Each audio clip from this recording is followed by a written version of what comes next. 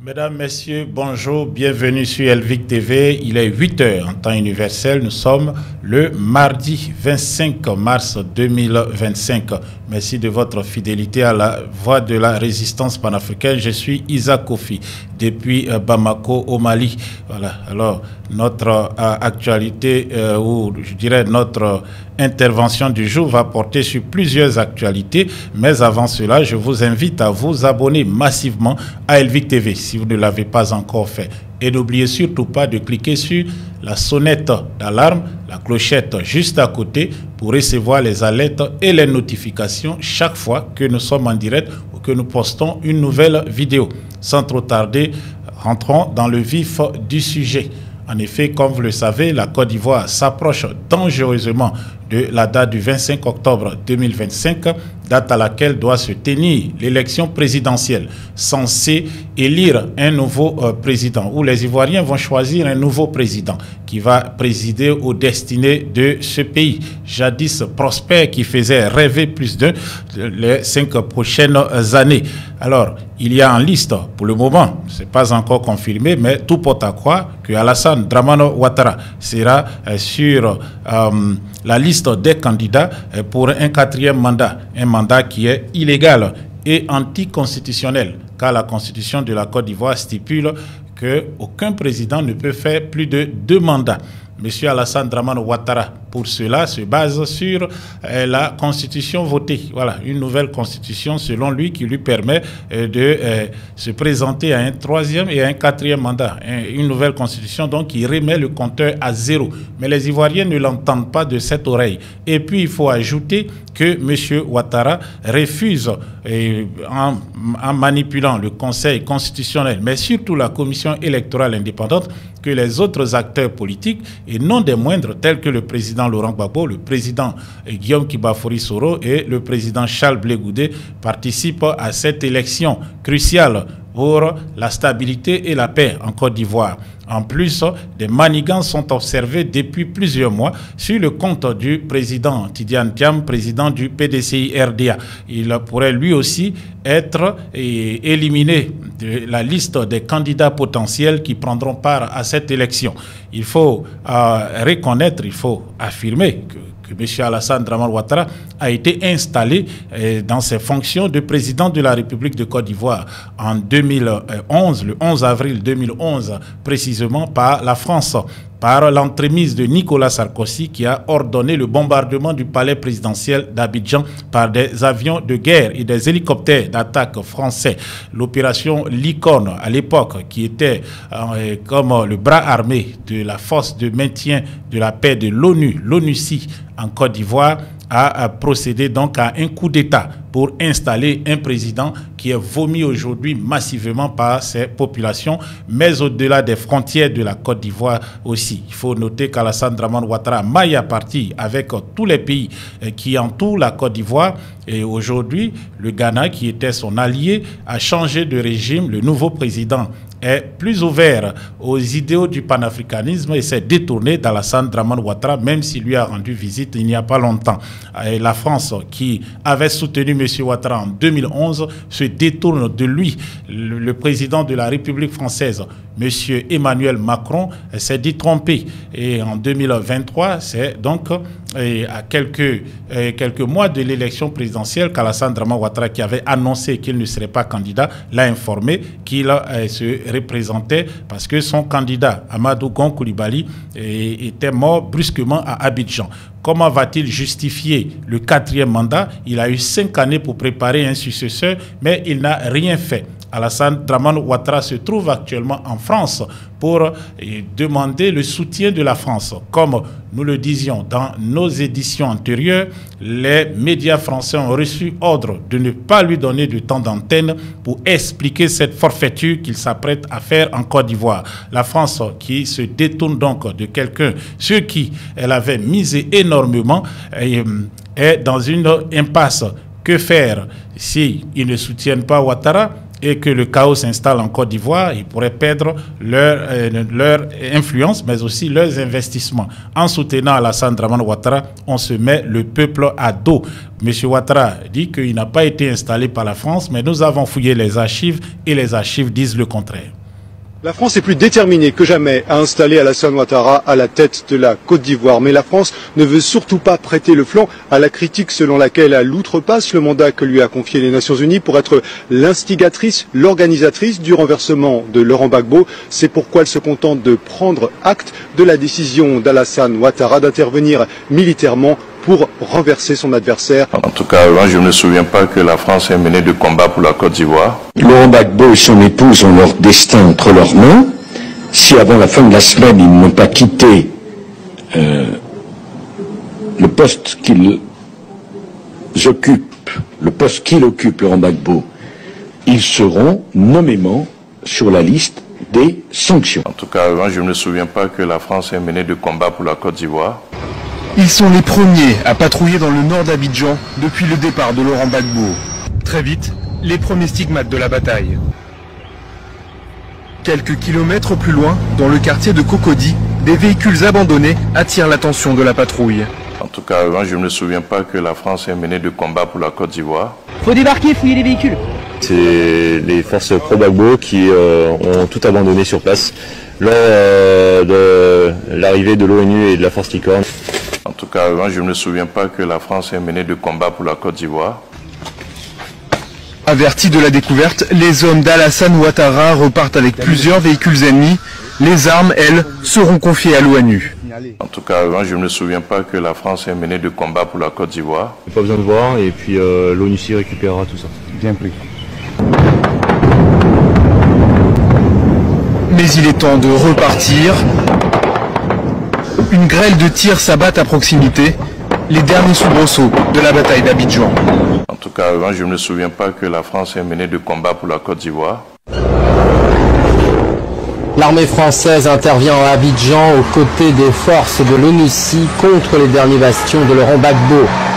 Les hélicoptères de l'opération Licorne ont pris pour cible des armes lourdes et des véhicules blindés appartenant à la gendarmerie d'Agban. Un imposteur. Je ne me souviens pas que la France ait mené un combat pour la Côte d'Ivoire, pour Alassane Ouattara, devait-il dire. Mais c'est la réalité, les archives sont là. C'est bien la France qui, avec son intervention militaire contre le pouvoir du président Laurent Gbagbo, a installé Alassane Dramane Ouattara et pendant plusieurs années, ils ont été donc, les parrains et ils avaient une très grande bienveillance à l'égard de cet homme qui s'est transformé en un dictateur, quelqu'un en qui des espoirs avaient été déposés, qui s'est retourné contre son propre peuple, qui a brimé son peuple durant plusieurs années maintenant, bientôt 15 ans, et qui aujourd'hui, en fin de règne ou depuis 2020, refuse de quitter le pouvoir. Nicolas Sarkozy n'est plus là pour soutenir Alassane Dramane Ouattara.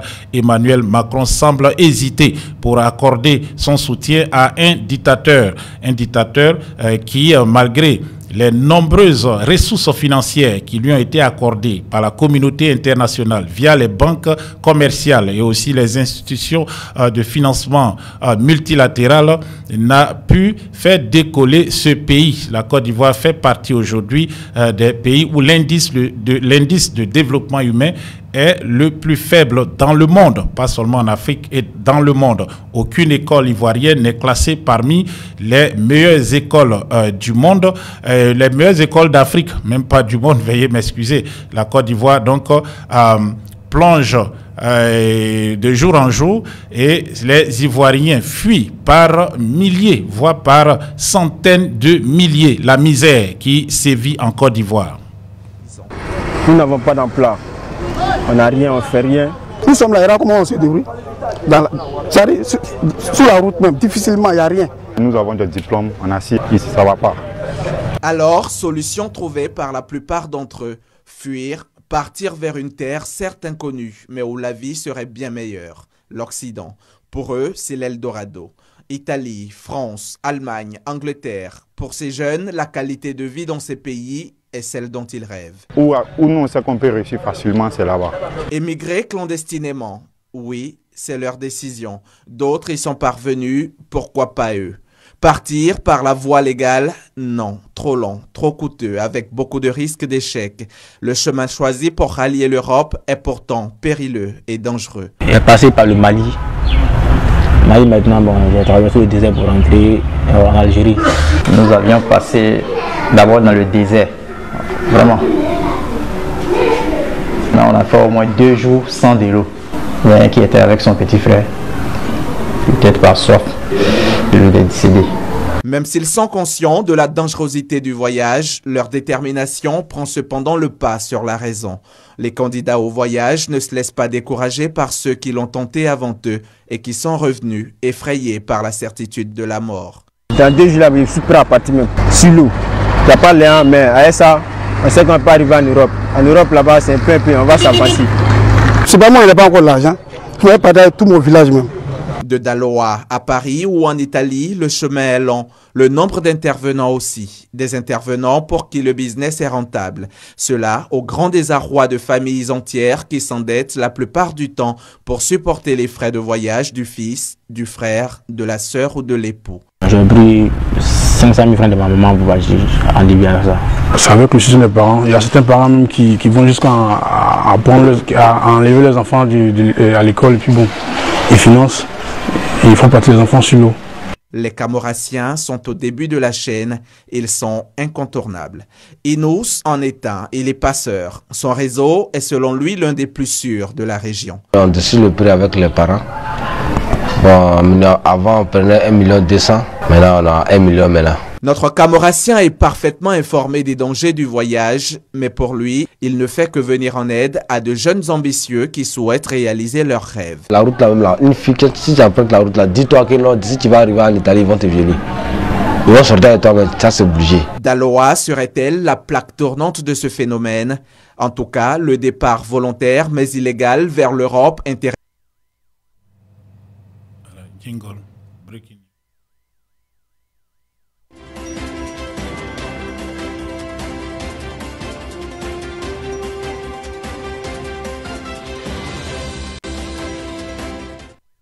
Voilà, situation de tristesse donc en Côte d'Ivoire, comme vous pouvez le voir, les jeunes gens n'ont plus d'espoir dans ce pays et donc la seule issue pour espérer vivre une vie meilleure, c'est parti très loin, parti en Occident, en Europe, et en passant par le désert du Sahel, le désert du Sahara, par la Libye, où beaucoup d'entre eux sont vendus comme des esclaves, où ils sont souvent arrêtés et emprisonnés par les différents groupes militaires qui contrôlent le pays. Les Ivoiriens qui s'attendaient à une vie meilleure, soit Alassane Dramane Ouattara, sont aujourd'hui désillusionnés et réclament donc son départ du pouvoir. Voilà, vous avez écouté des jeunes filles violées et retenues comme esclaves sexuelles dans des pays du Maghreb, ou même qui n'arrivent pas à terminer la traversée, le voyage. Elles meurent souvent dans la mer. Il y a aussi assez d'hommes. La Méditerranée est aujourd'hui la plus grande tombe, le plus grand cimetière de toute l'Afrique. Des centaines de milliers de jeunes migrants y ont perdu la vie. Une fois arrivés en Europe, la situation n'est pas non plus rose. Il faut les papiers. Sans papiers, on ne peut pas travailler. Sans travail, on ne peut avoir de logement. Ils sont obligés de dormir à la belle étoile, à la merci des mafias, des jeunes filles. Elles sont par exemple attirées dans les réseaux de prostitution et les jeunes hommes dans le vol à l'arraché, le trafic de drogue et tout ce qui est activité illégale qui peut causer donc leur rapatriement. Dépenser les économies d'une famille et risquer sa vie pendant des années pour revenir bredouille comme Souleymane Kanté, que vous voyez, candidat malheureux qui est revenu après avoir dilapidé toutes les ressources que ses parents avaient mises à sa disposition. Un voyage raté, des espoirs brisés. Ce jeune homme aujourd'hui est en Côte d'Ivoire, sûrement amer depuis Daloa, la ville qui est dirigée, ou la région même dirigée par Mamadou Touré, qui est le ministre de la jeunesse du gouvernement d'Alassane Dramane Ouattara, qui est chargé donc de mener les politiques de pouvoir avec ses collaborateurs, penser et puis aussi voilà, implémenter les politiques qui aideront les jeunes gens à pouvoir se prendre en charge, à trouver un emploi, à s'insérer dans la société en Côte d'Ivoire. Mais aujourd'hui, c'est la tristesse. Selon le gouvernement, le taux de chômage est de 2%, mais la réalité est plus triste. 80% des activités économiques en Côte d'Ivoire, c'est l'informel, des sans-emploi, des personnes aussi sans formation académique, sans formation professionnelle et surtout, comme vous le savez, ces personnes sont livrées à tous les fléaux. Le wobbyisme, l'alcool, la prostitution, le trafic de drogue sur place même en Côte d'Ivoire où même certains vont pour appartenir à des groupes djihadistes en Côte d'Ivoire ou ailleurs. C'est cette situation donc dans laquelle Alassane Dramane Ouattara laisse la Côte d'Ivoire s'il venait à être chassé du pouvoir en cette année 2025. En tout cas, l'opposition politique est mobilisée pour mettre fin à la forfaiture, pour mettre fin à 15 années de mauvaise gouvernance, de gestion déloyale des ressources de la Côte d'Ivoire. Plus de 45 000 milliards de dettes publiques, c'est ce qui a été prêté à ce gouvernement et aucun projet ne justifie donc ces dépenses faramineuses. L'opposition politique réclame des réformes de la commission électorale indépendante, mais surtout de la liste électorale et surtout l'inclusion des principaux candidats qui ont été exclus pour des faits non avérés, des condamnations fantaisistes d'une justice aux ordres du régime d'Alassane Dramane Ouattara. Le président Gbagbo, Charles Blé Goudé et Guillaume Kibafori Soro ne sont pas sur la liste électorale.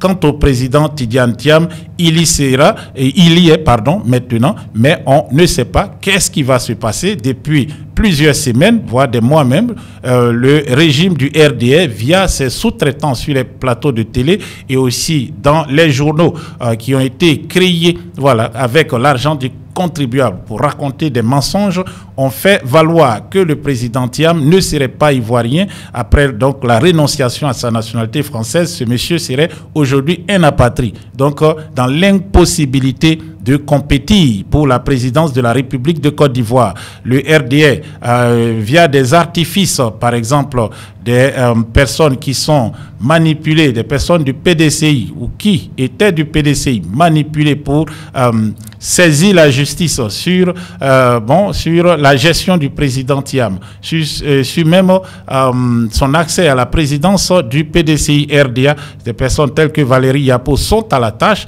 Le RDA ou même ces personnes en mission pour le RDA attendent des décisions de justice pour aller demander à la commission électorale indépendante que le nom du président Thiam soit retiré de la liste électorale. Mais ce dernier n'est pas du tout concerné, il n'est pas du tout inquiété, encore moins blasé par ce qui se passe. Le président Thiam que nous voyons ici en compagnie donc de collaborateurs, des partenaires d'affaires. C'est donc en France où il séjourne actuellement. Le président du PDCI RDA sera à Abidjan très très bientôt pour continuer son travail donc de mobilisation en vue de l'élection à venir.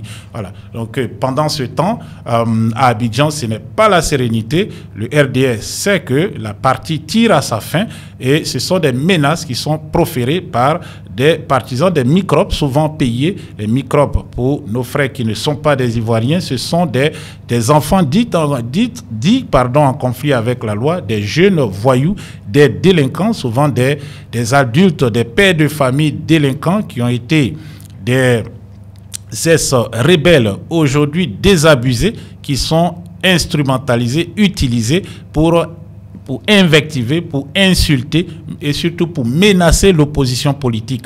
Ils sont à la tâche car, comme vous le savez, les jours en tout cas passent.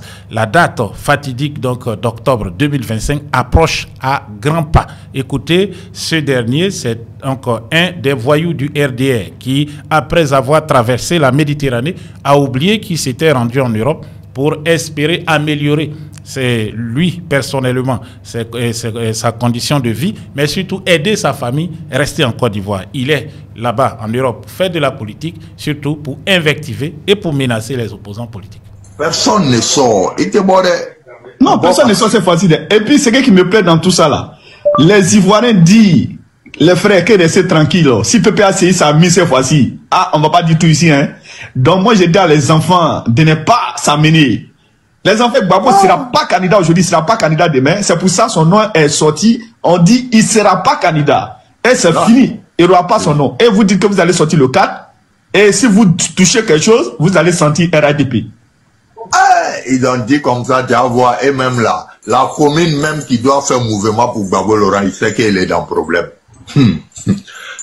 La commune qui va décider à faire sortir des gens. Et à militant, on veut beaucoup de là. Moi, c'est qui me. Moi, c'est. La famille militant de PPACI ivoirienne, on vous demande en Côte d'Ivoire. Celui qui veut bien mourir ne doit pas sortir la date que les gens de Gbagbo Laurent ont donnée. Vous savez, nous les guerriers, c'est pas pour te tuer qui fait pitié. Pour te faire souffrir avant de mourir, c'est ça qui fait pitié. Nous, les guerriers de la rue, on a une manière de torpiller une personne avant de le tuer. Vous savez, quand moi j'étais au pays, avant d'achever une personne, je cherchais d'abord à couper tous ces deux pieds, les nerfs qui sont derrière ces deux pieds-là, derrière ces talons-là. C'est les nerfs, moi je prenais ma chaîne pour couper. Et je n'ai rien à foutre.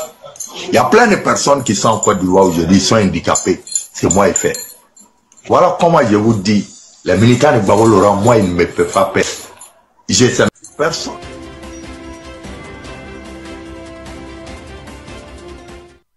Des menaces, tous les jours, des menaces de la part donc de ces voyous, ces délinquants qui, après, comme il le dit lui-même, après avoir fait la guerre pour installer Alassane Dramane Ouattara au pouvoir, donc en lice donc pour recevoir les retombées de cette gouvernance de M. Ouattara, de jouir du bonheur que M. Ouattara allait procurer aux Ivoiriens, il a préféré tout simplement fuir pour l'Europe, où il se trouve, avoir le visage, avoir l'accoutrement, avoir la physionomie de cette personne.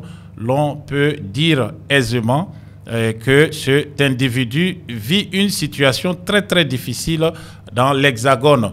Il doit être un sans-abri, quelqu'un qui dort dans la rue et qui, malgré cela, il se bat, mais et peut-être qu'il cherche à se faire encore remarquer pour être recruté par ses anciens patrons. Voilà, ceux qui l'ont instrumentalisé pour entrer dans la rébellion.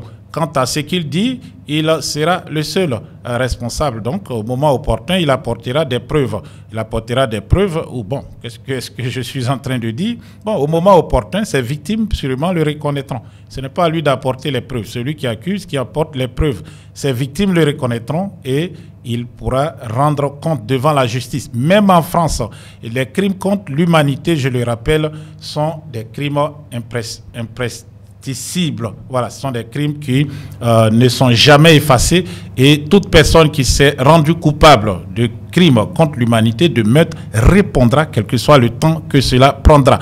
Mais malgré donc, que ces menaces sont diffusées sur les réseaux sociaux, sur des plateformes de débat telles que sur TikTok, des panels, les Ivoiriens ne se sentent pas du tout concernés et ne sont pas du tout inquiets. Voilà, cela en tout cas ne les intimide pas, ils sont motivés. Et dans l'Hexagone, en France toujours, les Ivoiriens qui ont voulu se faire enrôler massivement afin d'aller porter leur choix, plébisciter les candidats de l'opposition, ont été empêchés de le faire. Voilà, nous allons aller dans un centre d'enrôlement de Paris pour voir que le RDR, donc la commission électorale de la représentation diplomatique ivoirienne, la CRD en France, et en complicité avec le RDR, fait du faux, voilà, et continuera à faire du faux. Bonjour, bonjour, diaspora ivoirienne. Je vous fais cette vidéo pour vous montrer le supposé lieu de l'enrôlement, qui est au 102 rue de la Convention à la Courneuve. À notre grande surprise, nous arrivons. La CEI, normalement, a mis sur les sites officiels que l'enrôlement a lieu sur du 22 mars au 5 avril. Et à notre grande surprise, il n'y a personne au lieu du rendez-vous. Chers Ivoiriens de la diaspora, Les élections 2025 vont vous être encore volées si vous êtes encore endormi dans votre sommeil comateux. Les bureaux sont fermés et il n'y a pas un chat ni un éléphant. Voilà le supposé bureau de l'enrôlement. Il n'y a personne. À côté, c'est un particulier. J'ai tapé à la porte, c'est un voisin. C'est sa maison privée. J'ai tapé à la porte. Il m'a dit, madame, c'est pas là. Et j'appelle monsieur Karamoko Boaké. Il me dit qu'il est au volant et que le lieu a changé et que quand il va avoir le temps de se garer, quand il va se garer, il va m'envoyer l'adresse. Mais ce n'est pas à moi qu'il faut envoyer l'adresse. Il faut envoyer l'adresse sur le site officiel parce que c'est payé par le contribuable ivoirien. Voilà. Et donc j'interpelle M. Koulibaly Kuibert. J'interpelle M. Koulibaly Kuibert. Il faut respecter la diaspora ivoirienne. Il faut respecter la Côte d'Ivoire. Ces élections-là coûtent cher aux contribuables. Il faut que vous arrêtiez cette gabegie financière de l'argent du contribuable. Je m'appelle Mireille Liliane Saki. Et là, je viens aujourd'hui, au nom du collectif des Français d'origine ivoirienne et les Amis de la Côte d'Ivoire, l'association que je préside depuis 2010, qui avait déjà dénoncé les risques de guerre civile qu'il risquait d'avoir, en 2011 déjà. Nous voulons la paix. Nous voulons un climat de paix. Nous voulons vivre en paix. Si vous ne voulez pas faire des élections, il faut arrêter de gaspiller l'argent des Ivoiriens. Déposez votre roi que vous avez mis là, et puis il va mourir au pouvoir. Et puis quand il va mourir là, sa sépulture sera encore à la tête de la nation. Mais sachez que tout finit par finir. Et c'est le commencement de votre fin qui est arrivé. Parce qu'il est hors de question que les Ivoiriens se déplacent pour arriver. Vous avez mis l'adresse du 101, 102 rue de la Convention sur le site officiel. Et là, j'appelle, on me dit, j'ai eu un autre agent de la CEI qui me dit que l'adresse a changé cette nuit. Mais diantre, de qui se moque-t-on? Il faut que vous arrêtiez ça. On ne peut pas prendre nos journées pour venir. Ce n'est pas vous qui nous embauchez. Hein. On ne travaille pas pour vous. Hein. Vous comprenez? On prend nos journées pour venir parce qu'on vient faire les choses parce qu'on respecte le droit et la Constitution. Ok? L'enrôlement fait partie de ce droit-là, de chaque citoyen. Vous avez l'obligation de respecter les citoyens que nous sommes. Parce que c'est nous qui vous embauchons. Nous sommes vos patrons. Ok? On vient s'enrôler. Vous mettez des erreurs élémentaires sur les documents pour qu'on revienne. Et quand on revient, vous n'êtes pas là. Vous vous prenez pour qui? Vous pensez que la Côte d'Ivoire, c'est un pays sans propriétaire? Nous en avons assez.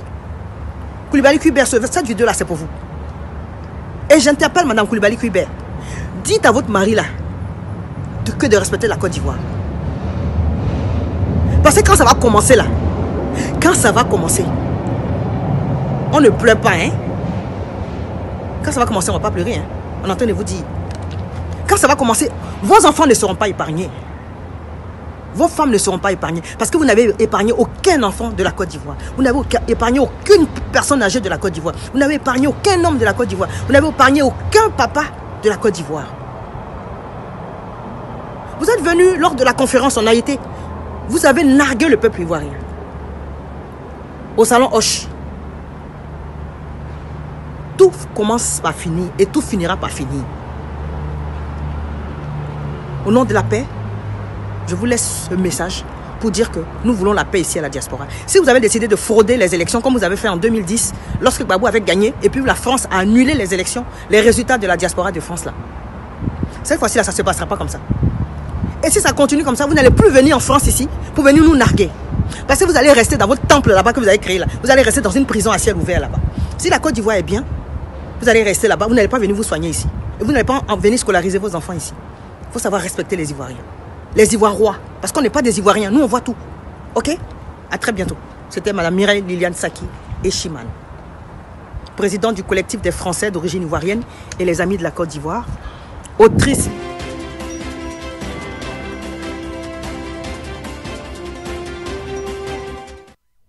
Situation triste, une situation assez triste, mais surtout grave. Voilà, et désolante, car on s'achemine tout droit vers une crise pré- et post-électorale, vers des troubles dans le pays qui auront un impact sûrement sur l'économie, sur le social et même sur la vie des nombreux Ivoiriens, car il y a toujours eu des morts quand il y a des crises politiques en Côte d'Ivoire. En tout cas, les Ivoiriens, comme je le disais, ne sont plus du tout prêts à se laisser faire. Ils ne vont pas se laisser intimider par un pouvoir aux abois, mais surtout un pouvoir dictatorial et un pouvoir qui ne respecte pas ceux qui l'ont voté pour le mettre là. Voilà, donc les Ivoiriens, face aux publications, face aux annonces du RDR qui affirme par exemple que 96% de la population réclame Alassane Ouattara, les Ivoiriens se prononcent. Écoutons-les. Vous là, quand vous êtes dans vos grains gouvernementaux là, vos grains, vous mentez entre vous là-bas là. Arrêtez de venir mentir aux Ivoiriens. Arrêtez de mentir à l'opinion internationale, arrêtez de mentir. Vous dites 96% de la population réclame Ouattara. Mais pourquoi vous faites ça même? Pourquoi vous voulez forcément mentir toujours aux Ivoiriens même? Pourquoi vous faites ça? De quel 96% vous parlez? Qui réclame Ouattara? Qui a besoin d'un 4e mandat de Ouattara encore? Qui? Arrêtez ça. Ou bien de quelle population vous parlez? Ceux dont vous avez tué les parents en 2010 là, c'est de cette population-là. C'est de cette population-là. Ou bien ceux que vous avez mis les enfants en exil, entre parenthèses, sur Guillaume, depuis des années en exil, c'est de cette population que vous parlez? Ou bien ceux que vous payez les cacao à 1800 francs, au lieu de leur donner le minimum qui est de 3500 francs, mais de 4000 là. C'est de cette population que vous parlez? Ou bien cette population dont vous avez cassé leurs maisons, cassé leurs commerces, les mettre à la rue. Ils sont restés dans des difficultés jusqu'à aujourd'hui. C'est de cette population que vous parlez? Qu'au 96%. Mais n'oubliez pas que les 48% d'après vous de Laurent Gbagbo en 2010 là, ils sont toujours là. C'est nous là, nous. Les 48% que vous avez octroyés à Gbagbo, que vous dites qu'il a eu là, ils sont toujours là. C'est nous là, c'est nous. On n'est jamais retourné derrière Ouattara. Jamais. Voilà. Donc quand vous dites que 96% de la population réclame Ouattara là, pardonnez, ayez pitié de nos oreilles. Ayez pitié de nos oreilles. Il n'y a pas Ivoirien, un Ivoirien à 100%, un Ivoirien qui veut un 4e mandat de Ouattara encore. Ça n'existe même pas même.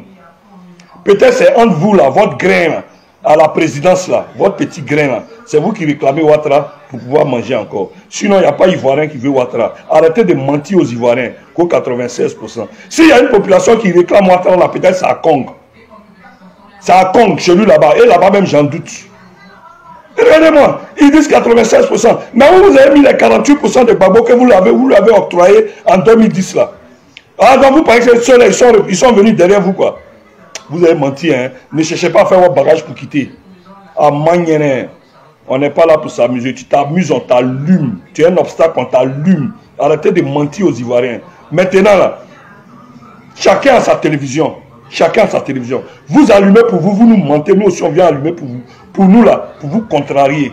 Voilà. 2025, Laurent Gbagbo, fort.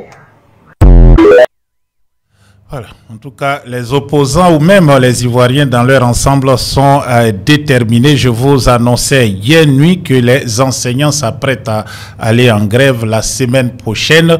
Et ils ne sont pas les seuls qui ont décidé de faire entendre leur voix. Il y a aussi d'autres corporations telles que les planteurs qui ont été grugés par ceux qui dirigent donc les organismes chargés de réguler le commerce international des matières premières, tels que le Conseil Café Cacao. Voilà, nous aurons d'ailleurs sur le plateau d'Elvic TV récemment un représentant des planteurs pour nous en dire plus. Mais en attendant, écoutez aussi ce reportage. Voilà, nous faisons donc, je peux dire, un point de la situation, de ce qui se passe, des plaintes et voilà, des réclamations, etc. C'est notre travail de vous tenir informés afin que vous puissiez prendre des bonnes décisions. Les planteurs de Côte d'Ivoire grugés voilà, par le Conseil Café Cacao s'expriment et menacent à leur tour. Écoutez.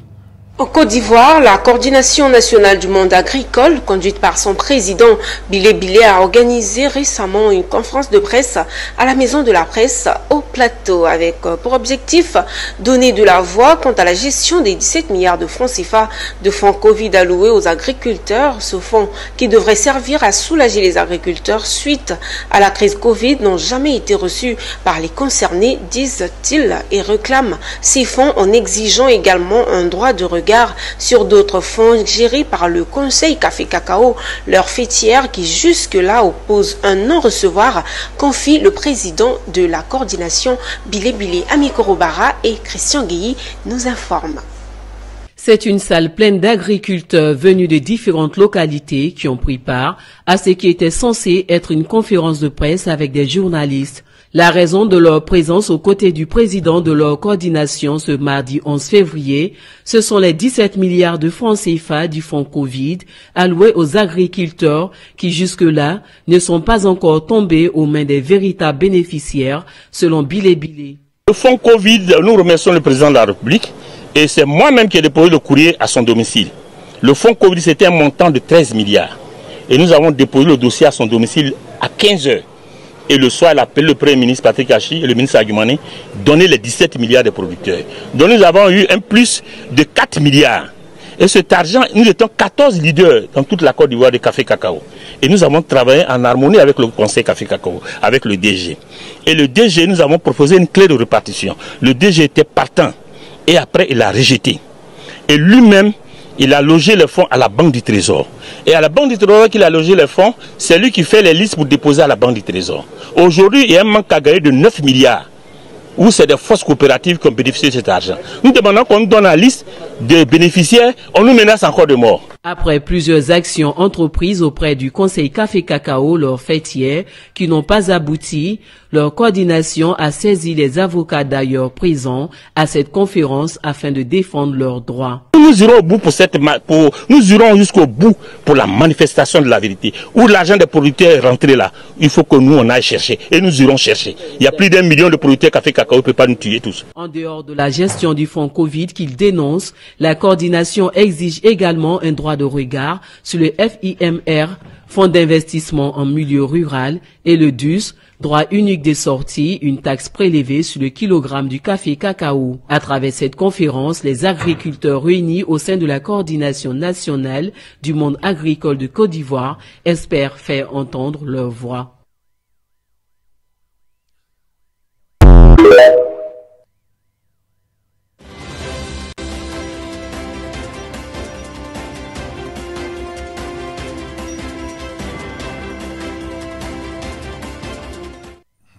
Voilà, donc désolé, voilà, c'était donc pour signifier que nous étions à la fin, voilà, de cette édition. Donc vous avez compris, paysans grugés à hauteur de milliards et aussi enseignants non payés, pas de primes pour ceux qui font les durs labeurs, les jeunes sans emploi, donc des milliards détournés un peu partout dans tous les secteurs en Côte d'Ivoire. C'est la réalité, la triste réalité au pays d'Alassane Dramane Ouattara, l'homme qui se rêvait en empereur, l'homme qui voulait faire de la Côte d'Ivoire un pays émergent.